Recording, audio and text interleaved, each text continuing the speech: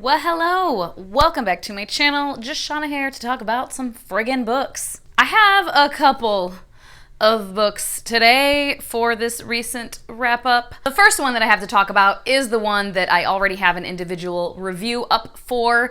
It was a NetGalley e-arc that I received in exchange for an honest review, and that is Winter's Orbit by Evarina Maxwell. This is an adult sci-fi with LGBTQIA+ representation. We have a Prince, Kim, and a foreign diplomat from a vassal planet, Gynan, who are put together in an arranged marriage for diplomatic, political purposes. Gynan already was put into an arranged marriage with another prince. There's a lot of princes in this family. And Gynan was married to Tam, but Tam died in an accident. Only, it looks like, maybe it wasn't such an accident. So there's some mystery, some crime-solving stuff happening here, and then also the dynamic between Gynan and Kim as they both navigate being put into this situation and trying to make the best of it. And there's a whole lot of political scheming machinations and all of that happening as well.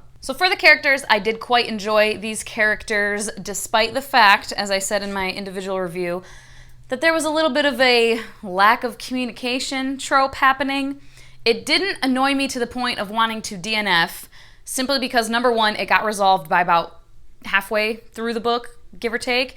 Also, it did make sense why they weren't communicating properly. But yes, I really did enjoy them. Gynan is just a precious little cinnamon roll, and Kim is so fun and charismatic and outgoing and charming, and then there's some side characters as well. The world building, I feel, perhaps isn't the most intense world building ever.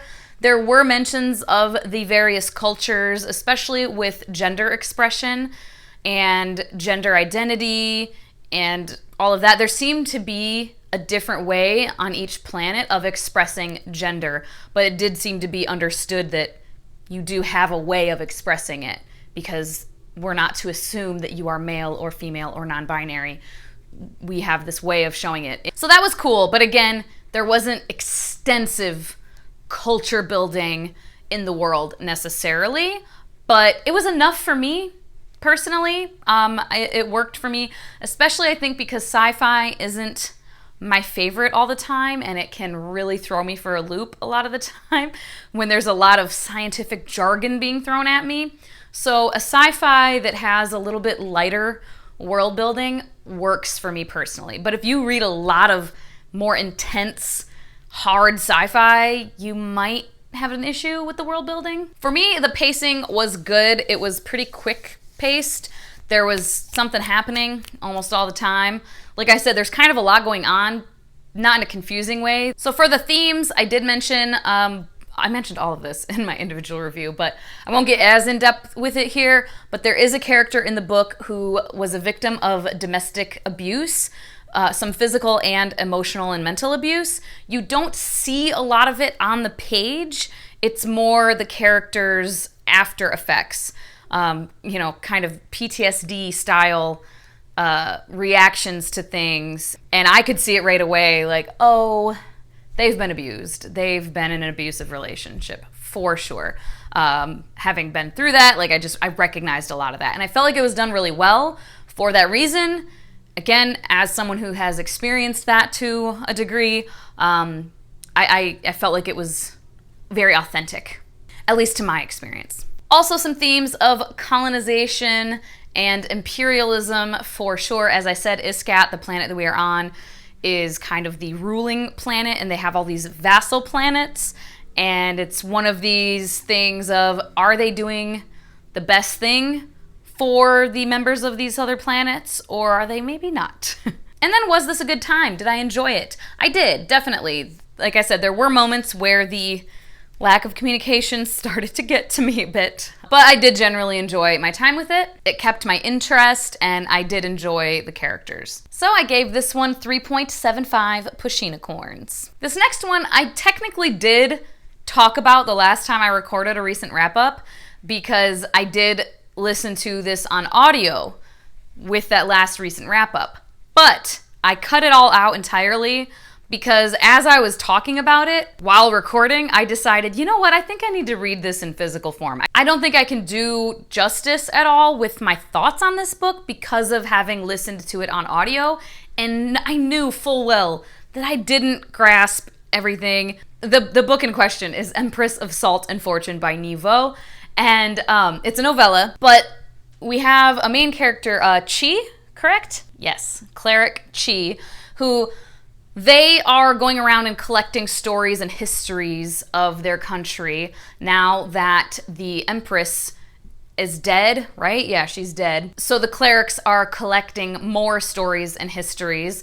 So Chi has gone to this lake and meets a woman who was a handmaiden to the Empress. So we're in present time with Chi, and Rabbit is the old woman's name. And then Rabbit is also telling her story to Chi. On audio, you don't see the break of, oh, now we're going to Rabbit telling her story to Chi. It just didn't work for me on audio. I was confused. I didn't know what was happening.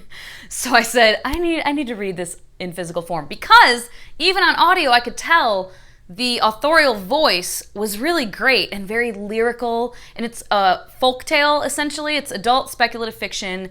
I would call it folktale-esque, if not full-on folktale. It's fantasy, of course, but yeah, just this very lyrical folktale kind of writing, and I wanted to really experience that. So I did read it in physical form, finally. So yeah, Rabbit, when she was younger, was a handmaiden to the Empress, like I said, who was exiled to this lake, this kind of country estate. And we see through the eyes of Rabbit the Empress's rise back to power, how this all happened. I felt like I was sitting around a campfire listening to Rabbit tell this story to me. And I mean, double thumbs up for that. The plot and pacing, I felt like the pacing was really good, and the plot all made sense once I read the physical copy.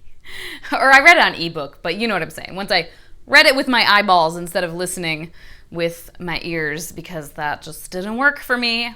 Audiobooks often don't, you guys know this. But yeah, everything made sense. It was really interesting. It was compelling. I was intrigued. I wanted to know what was going to happen. For themes, obviously, you can garner many themes from any book depending on your own individual perspective and experiences. For me, what I caught from this was the anger of women, for sure, and women being wronged and erased entirely and tossed aside when men were done with them. That was definitely something I picked up on. And then good time. Was it enjoyable? Yes, it was enjoyable. As I said, I got invested. I wanted to know how she, because we knew right at that start that she obviously got back to power at some point because she was the Empress and she ruled and people died. It was mentioned that people were killed in her rise to power, like she was ruthless. So you knew she got there. But then you're seeing her being exiled, and you're like, well, how does she get back up there? So it was really intriguing, and again, I enjoyed how the story was told. Because I didn't get super duper invested in the characters necessarily, it brought it down slightly for me from probably what would have been a solid 4. So I gave this one 3.75 Pushinicorns. And then to follow up after that, I read the next book in this novella series. I think it is... I swear I saw there was a third one at one point on some website. I saw a cover that looked almost just like these two, had the same thing. It was by Nghi, but then I couldn't find it anywhere when I went back to look for it. So maybe it was a fever dream. At any rate, this is When the Tiger Came Down to the Mountain. No, just Down the Mountain. When the Tiger Came Down the Mountain by Nghi. Again, adult speculative fiction, folktale, fantasy. So in this one, the cleric Chi, we're following them again, and they find themselves and their companions at the mercy of a band of fierce tigers. And these tigers are shape-shifting tigers. They can take human form and speak to them. To stay alive until some mammoth army can come save them, Chi must unwind the intricate, layered story of the tiger and her scholar lover, and discover how truth can survive becoming history. Characters for this one. I liked being back with Chi and getting to know Chi a little bit more, and CU was a new character who I enjoyed. I also quite enjoyed the dynamic between the 3 tigers. It was fun and interesting, and I really liked them a lot. They came to life quite a bit for me. World building, again, same as with the last one. It's folktale, fairy tale-esque. I personally don't think that those types of stories need to have super in-depth world building where we know about all the different things, about all the different places and this and that and the other thing.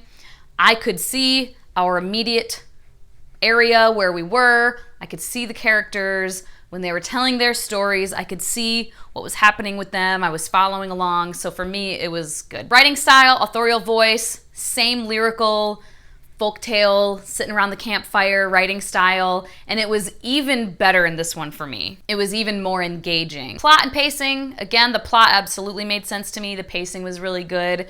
I have found occasionally with novellas where they'll end up feeling really cramped. It feels like we just threw everything in here in this short amount of space and said, here we go. But it doesn't work for me. And it just, like I said, feels cramped. This does not feel like that, even though these are very short. I mean, this one is 122 pages. And it didn't feel like we were cramming a story into a short amount of pages. It just felt like a natural, shorter story. Themes here, again, you can garner different things from it. For me, I caught on to a theme of betrayal and love, all the ways in which love can be complicated and betrayal can happen from someone that you love, and what do we do with that? How do we forgive? Do we forgive? Etc. And then enjoyment, good time. This was definitely a good time. I enjoyed it slightly more than the first one, I think because of the tigers and their dynamic. The story in this one wasn't necessarily as exciting. Like what was happening, the story that we were being told wasn't as exciting as the Empress rising to power. But it was really fun and intriguing hearing two sides of the same story. Because that's what was happening, is Chi was saying, well, this is the story that I know. And the tigers were saying, no. That's not what happened. Let us tell you what really happened.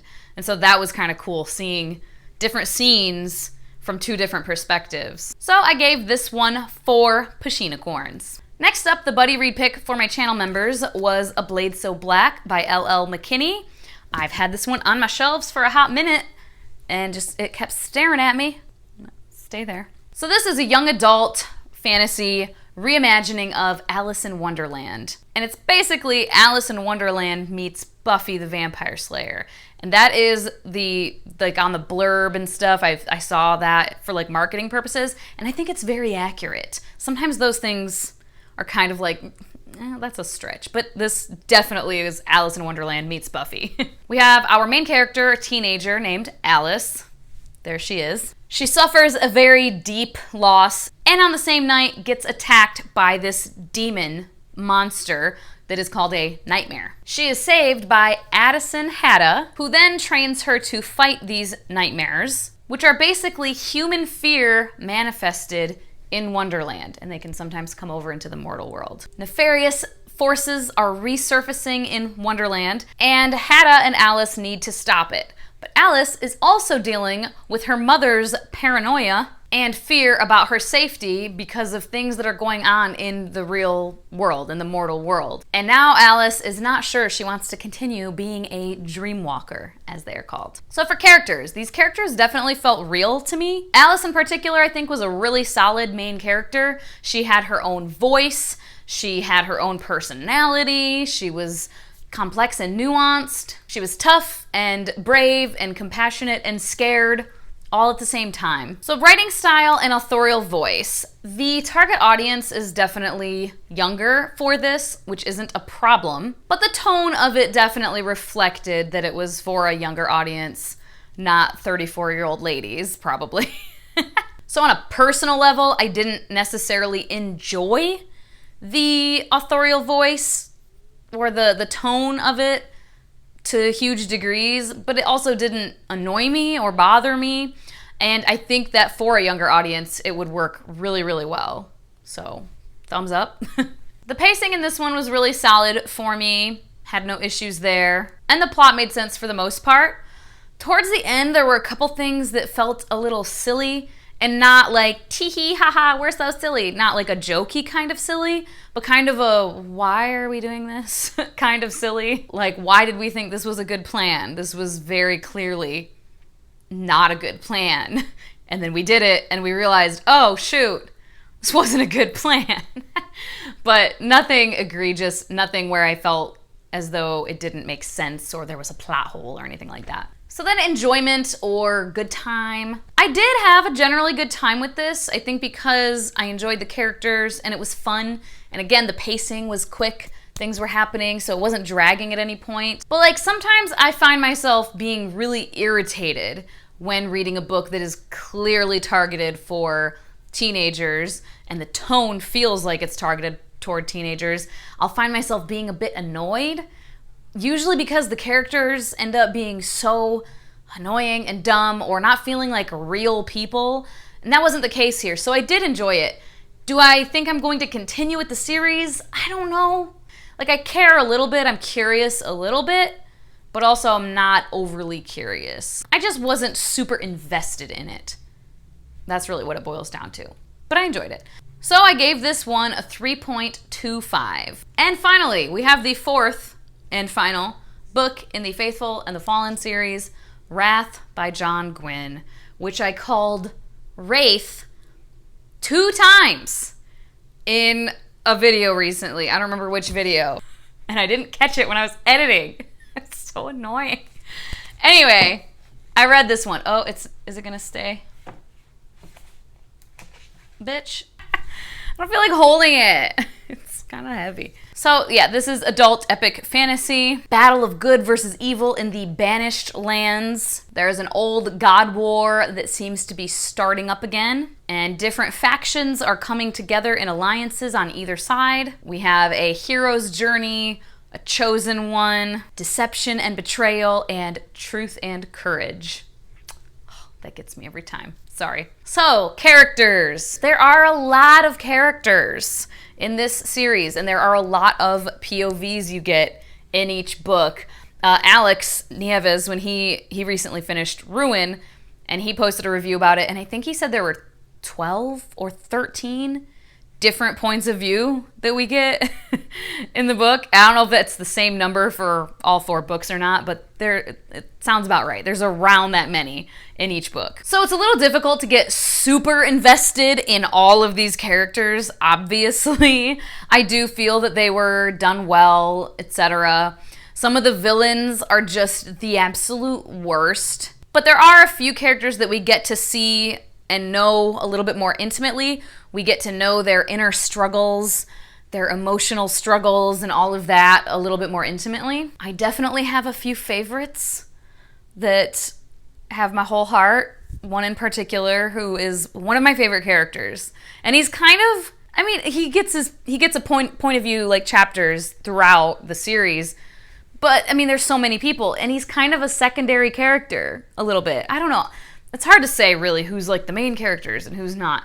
I guess everybody that gets a POV, would they be all main characters? I don't know. At any rate, he's my fave. I'm not going to say who because I know sometimes that can be spoilery for people to know, like, oh, they made it to that book or whatever, you know? World building. I think the world building is good. There's lore involved, which is always cool for me. The whole prophecy thing, the God War, I think that's cool. I don't know that his world building is necessarily at the top of my list of favorites. I don't know, it's fine. It's fine for me. Writing style, authorial voice. Authorial voice is perfectly fine. It's not anything super stellar necessarily. Doesn't strike me in any way, good or bad. But his writing style, the way this man, I've said this so many times, but the way this man writes an action scene is just about perfect for me. I can't read a lot of battle and action scenes that it's like they get tedious. I've said this so many times. It's like the only way I know how to describe it, where we're being really detailed, but it's kind of boring and tedious feeling. I'm like, all right, I get it, we're fine. It doesn't feel epic like I want it to feel. And up until reading John Gwynne, and cut me down, stone me in the streets if you must, but up till reading John Gwynne, Sarah J. Maas is the one that did action, battle, oh shit moments the best out of any author I had read. Like the Here Comes the Cavalry, the Deus Ex Machina.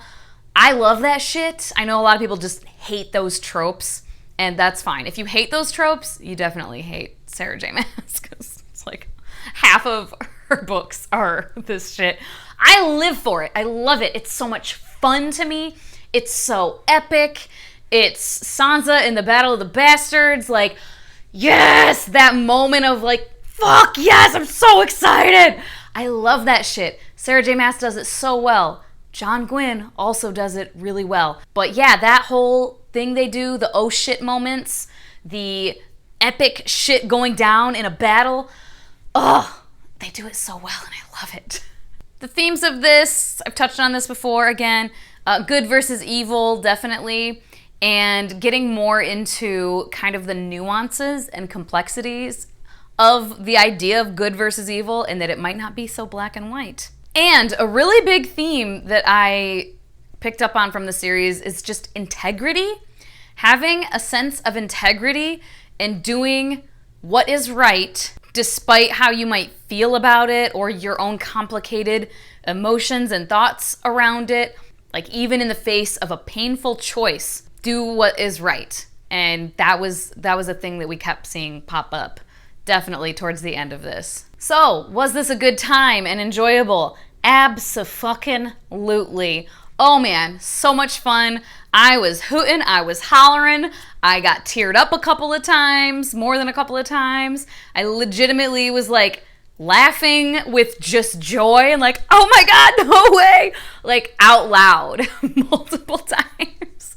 It was too much fun. I need this book series to be made into a fucking HBO show ASAP. So I ended up giving this one 4.75 Pashinacorns. Definitely the highest rated out of all 4 books. But there we have it. I probably still talked for way too long. I'm scared to see what the timer is when I go press to stop recording.